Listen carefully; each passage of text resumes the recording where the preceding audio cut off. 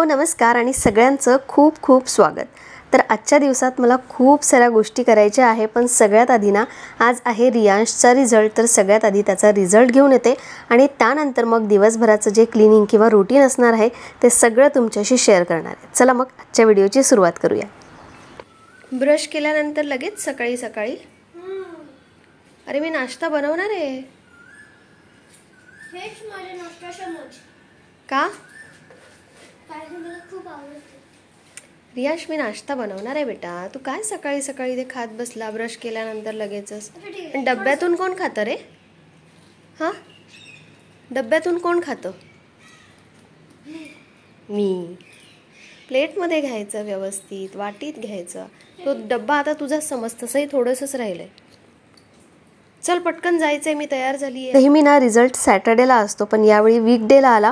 मी एकटीच जाणार होते, पण अश्विनही माझ्यासोबत येणार आहे। त्यांचं काम ते जरा उशिरा चालू करतील आणि ऊन तर 9 नंतरच चालू होतं, त्यामुळे आता उन्हात जाताना एकतर खूप डार्क कपडे घालायचे नाही, त्यानंतर मॉइश्चरायझर आणि सनस्क्रीन लावायला अजिबात विसरायचं नाही। त्यानंतर चेहरा किंवा मग केस तरी आपण कव्हर करायचे, तसंच गेलं तर खूप धूळ बसते आणि सन टॅनिंग होतं, मग ते लवकर जात नाही। त्यासाठी मग खूप नंतरचे प्रयत्न असतात आणि म्हणून आधीच काळजी घेतलेली बरी। तर यांश आता तयार होईल, मी तयार झालेले आहे, कारण मला सगळ्यात आधी तयार होऊन पूजा करायची असते, नाश्ता करायची असते। तर सगळ्यात आधी तयार होऊन मस्तपैकी मी पूजा करून घेतली आणि त्यानंतर नाश्ता बनवला। नाश्ता अश्विन आणि रियांश दोघांनीही खाऊन घेतला। दोघंजण रेडी होत आहेत, तोपर्यंत आता मी सुद्धा पटापट नाश्ता करून घेते। आणि यावेळी अभ्यासामध्ये खरंच खूप मेहनत घेतली होती। मी माझ्या मेहनतीवरून आणि त्याच्या मेहनतीवरून सांगते की चांगले मार्क्स मिळायला हवे, जर आता बघू पुढे काय होतं तर। पण मेहनत खूप होती आणि मेहनत केली असेल तर त्याचा रिझल्ट नेहमी चांगलाच येतो।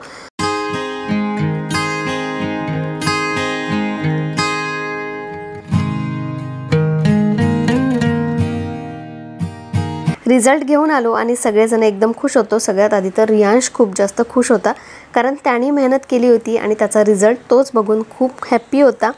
तर आता रियांश 5th मध्ये गेलाय। बरेच जण विचारतात कोणत्या क्लासमध्ये आहे, तर आता 5th मध्ये तो गेलाय। आणि रिझल्टचं सांगायला गेलं तर जसं मी बोलले की यावेळी खरंच बरेचदा तुम्हाला व्हिडिओ थ्रूही मी तुमच्याशी शेअर केलं की अभ्यास चालू आहे किंवा काही गोष्टी शेअर करणं होत नाही, कारण थोडीशी बिझी असते आणि त्याला मार्क्स कसेही मिळाले असते ना तरी यावेळी मला सॅटिस्फॅक्शन हे होतं, कारण इंग्लिश, मराठी, हिंदी, EVS जे काही लेसन किंवा पोएम्स होते ना ते अगदी काय आहे त्या लेसनमध्ये, त्या पोएममध्ये हे सगळं त्याला माहिती होतं। आणि त्याला विचारलं, जर त्याला इंग्लिशमध्ये नाही लिहिता आलं किंवा सांगता आलं ना तर तो पहिले हिंदीमध्ये सांगायचा की मी मम्मा हिंदीमध्ये सांगतो, आणि त्यानंतर तोडक्या मोडक्या लँग्वेजमध्ये तो त्याचं इंग्रजीमध्ये कन्व्हर्ट करायचा। थोडंसं ग्रामर मिस्टेक आणि काही स्पेलिंग मिस्टेक व्हायच्यात, पण मला हे छान वाटलं की त्याला लेसनमध्ये काय आहे हे सगळ्यात महत्त्वाचं त्याला माहिती होतं। म्हणजे त्याला कुठलाही क्वेश्चन आला असता तर त्याच्या भाषेत थोडासा तोडका मोडका पण त्यांनी लिहिलाच असता, आणि ते खूप महत्त्वाचं आहे, कारण लर्निंग किंवा पाठ करून ना खूप जास्त दिवस लक्षात राहत नाही। आत्ताही त्याचा रिझल्ट तर आलाच आहे, पण सोबत क्वेश्चन पेपर आहे। तर मी त्याला विचारत होते, जे काही क्वेश्चन बघत होते, कारण आन्सर शीट यावेळी बघायला मिळत नाही, तर आत्ताही विचारलेले क्वेश्चन त्याला पाठ होते आणि त्याला येत होते, म्हणजे काय आहे त्यामध्ये हे त्याला माहिती होतं, त्यामुळे त्याला सगळं येत होतं। तर ऑलमोस्ट बऱ्यापैकी सब्जेक्टमध्ये A, B आहेत आणि ओव्हरऑल ग्रेड पकडला तर B ग्रेड असा येईल, कारण बऱ्याचशा सब्जेक्टमध्ये A आहेत, कम्प्युटरमध्ये C आहे, मॅथ्समध्ये C आहे, पण बऱ्याचशा ओव्हरऑल बघितलं ना तर A आणि B अशी लाईन लागली होती। सो त्यामुळे तो सुद्धा खुश होता आणि आम्हीही खुश होतो।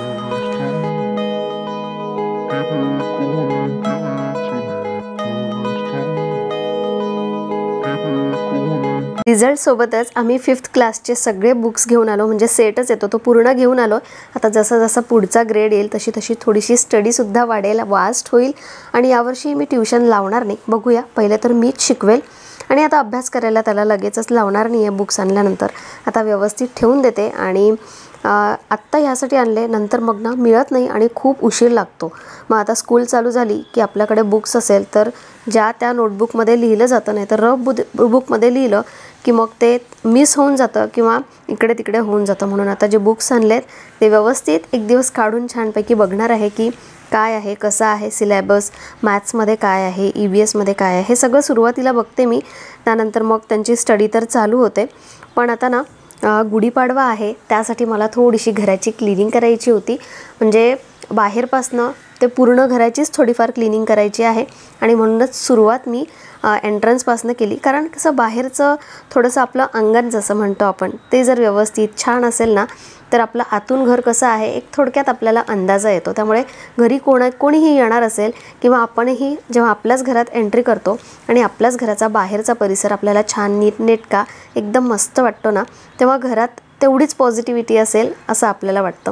तर आता जे स्प्री बॉटल मी आणली होती ना, ती स्पेशली याच्यासाठी आणली होती आणि आता दुसऱ्यांदा ती यूज होते. पहिल्यांदा मी खूप जेव्हा आणली होती तेव्हा केली होती, तेव्हा जास्त यूज केली नव्हती. पण आता मी प्रॉपर सगळ्या ह्याच्यावर असं पाणी टाकून घेतलं आणि इतकी धूळ बसते बाहेरच्या साईडनी असल्यामुळे, तर आता मस्त ती स्वच्छ निघाली होती.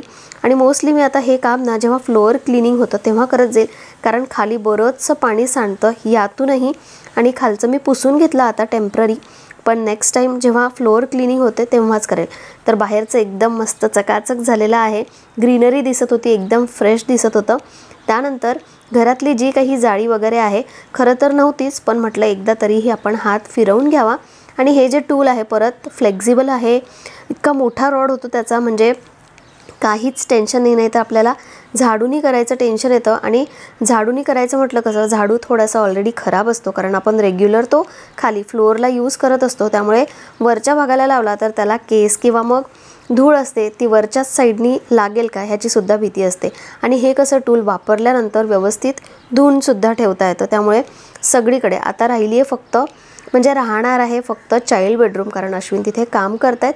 त्यामुळे तिकडची थोडीशीही क्लिनिंग मी आज करणार नाही आहे, बाकीचं सगळं मी क्लिनिंग करून घेणार आहे. तर सगळ्या घरातली ऑलमोस्ट जाळी किंवा जी काही वरची धूळ असते ती सगळी काढून घेतली.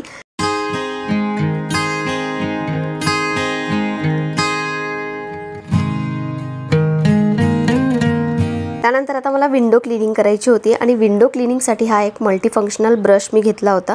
आणला तेव्हापासून वापरला नाही, कारण हे जरा धुळीचं काम होतं आणि आता AC चं काम इथे केलं, त्यानंतर ड्रिल वगैरे केलं तर खूप जास्त धूळ त्या जाळीवर बसली होती.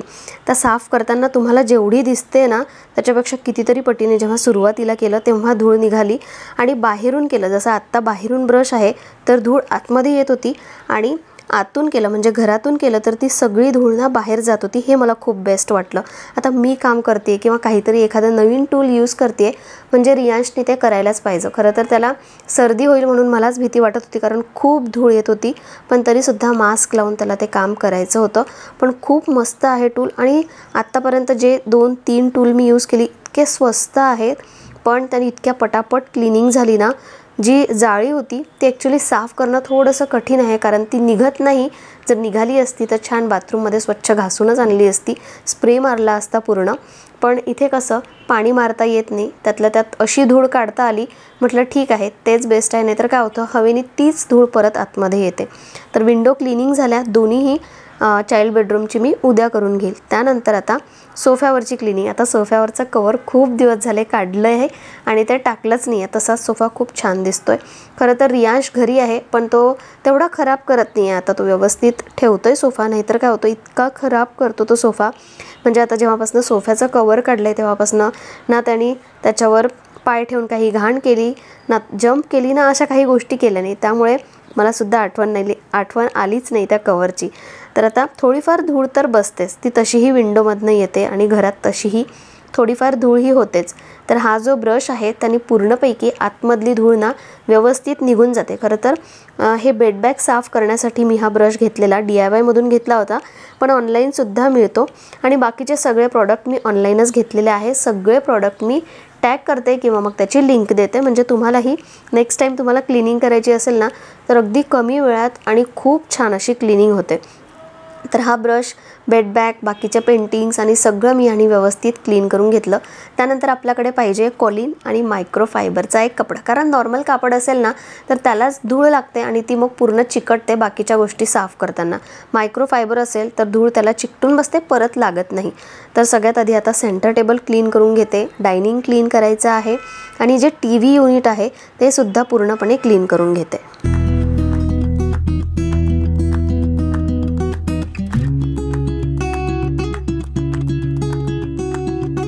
खरंच एवढी क्लिनिंग आपण करत असतो, रोजच्या रोज काही ना काही असतं, पण तरीसुद्धा एका दिवसाची क्लिनिंग करायची म्हटलं ना की खरंच खूप थकून जाते. 2 तास झाले माझी सारखी क्लिनिंग चालू आहे, 2 तासाच्या वर होतील.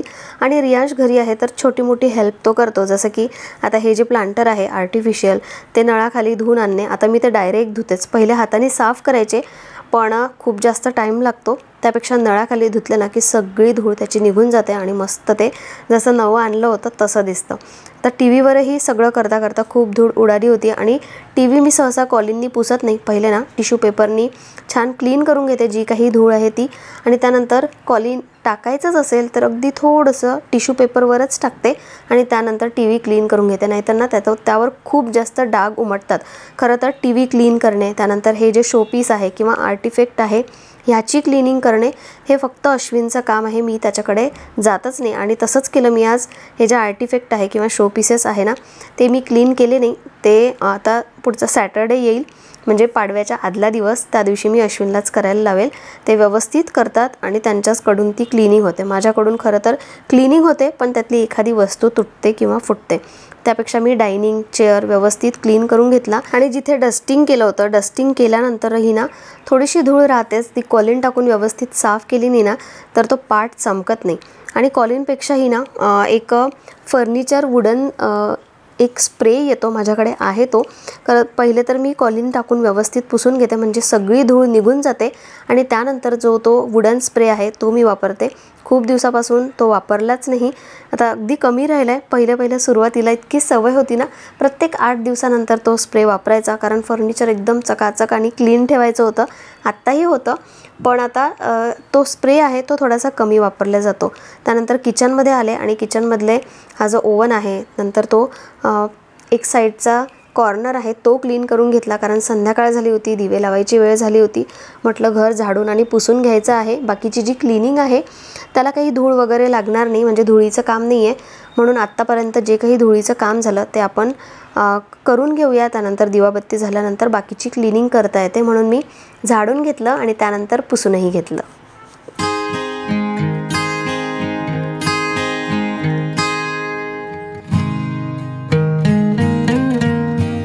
घर तर चकाकतं, पण जेव्हा आपण स्वतःला मिररमध्ये बघतो तेव्हा आपणही चकचकीत दिसलं पाहिजे, आणि त्यासाठी सगळ्यात आधी तर आपला मिरर चकचकीत असायला हवा. नाहीतर तोच पुसट आणि असं धुकट दिसत असेल ना तर आपली इमेज त्यामध्ये व्यवस्थित दिसणार नाही. म्हणून घरातले जे काही मिरर आहे ते सगळे व्यवस्थित क्लीन करून घेतले, एंट्रन्सचा आणि हा आता ड्रेसिंगचा आणि दुसऱ्या बेडरूममधला उदा करेल. तर हा आहे तो वुडन फर्निचर स्प्रे. हे प्रॉडक्ट मला मिळालं तर मी नक्की टॅग करेल. हे ना डायरेक्ट आपण वुडन म्हणजे फर्निचरवर टाकू शकतो, किंवा मग जो कुठला मायक्रोफायबर कापड तुम्ही वापरता मायक्रोफायबरच वापरा इथे, आणि त्यांनी पुसून घेतलं तर फर्निचर एकदम मस्त चमकायला लागतं. आणि हा जो आता मी डोअर ओपन केला होता ना तो हँगिंग कपडे टाकण्याचा आहे, तो मी कदाचित माहिती नाही तुम्हाला दाखवला की नाही, खूप आधी दाखवला होता. ऑलमोस्ट सगळी क्लिनिंग झाल्यानंतर एक बेडरूमचा लुक तुमच्याशी शेअर करते. एकदम सेट वाटते आहे बेडरूम, आणि लिव्हिंग रूमसुद्धा एकदम सेट वाटते. अशी जेव्हा क्लिनिंग करतो ना तेव्हा थकून तर खूप जातो, पण नंतर असं घर बघताना एक वेगळाच ना आनंद होतो. आता थकले तर होते पण वॉकही करायचा होता, आणि रियांशच्या पायाला लागले त्यामुळे तो काही येऊ शकला नाही. तो घरी टी व्ही बघत बसला होता. तोपर्यंत मी आणि अश्विन आम्ही दोघंजणं वॉक करून आलो, आणि येताना ना त्याला मी आधीच प्रॉमिस केलं होतं की चांगले मार्क्स मिळाले तर मी तुझ्यासाठी चॉकलेट घेऊन येईल, पण त्याला चोकोपाय हवा होता. आता मला पूर्ण पॅकेट मिळालं नाही, पण जे काही मिळाले ते मी त्याच्यासाठी घेऊन आले. त्याच्यासोबत मी सुद्धा मेहनत केली होती म्हणून माझ्याहीसाठी घेऊन आले, आणि खरंच मेहनत होती म्हणून त्याला ती गोष्ट मिळाली, कारण तो आनंदी होता. आज तो खरंच खूप खुश होता, म्हणजे सगळ्या गोष्टी त्यांनी ऐकल्या, माझी थोडीफार हेल्प केली. आणि असं छोट्या छोट्या गोष्टींमध्ये किंवा छोट्याशा वस्तूंमध्ये सुद्धा मुलं खूप खुश होतात. खूप मोठी गोष्ट द्यायला हवी असं नाही, चॉकलेट म्हणा किंवा अगदी छोटंसं काहीतरी हवं असेल तर ते आपण त्यांना देऊ शकतो. हेच त्यांच्यासाठी एक ॲप्रिसिएशन असतं. आपण बोलून व्यक्त होऊन तर दाखवतोच, पण असं छोटीशी वस्तू दिली तर आणखी त्यांना जास्त प्रोत्साहन मिळतं. काहीतरी खायला दिलं तर बेस्ट आहे, किंवा एखादी छोटीशी वस्तू देता येत असेल जी त्यांना हवी आहे किंवा त्यांना कामी येईल ती द्या, म्हणजे ते आणखी खुश होतील आणि नंतरसुद्धा असाच प्रयत्न करतील. आणि हो, मला माहिती आहे की 1st to 9th सगळ्यांचे रिझल्ट लागलेले आहे.